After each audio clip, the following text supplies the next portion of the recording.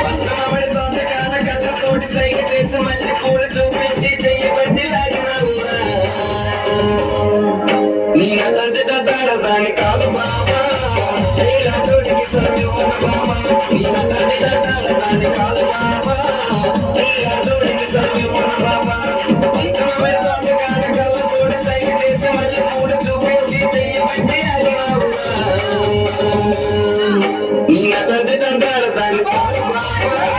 నీలాంటోడికి సర్వోన బాబా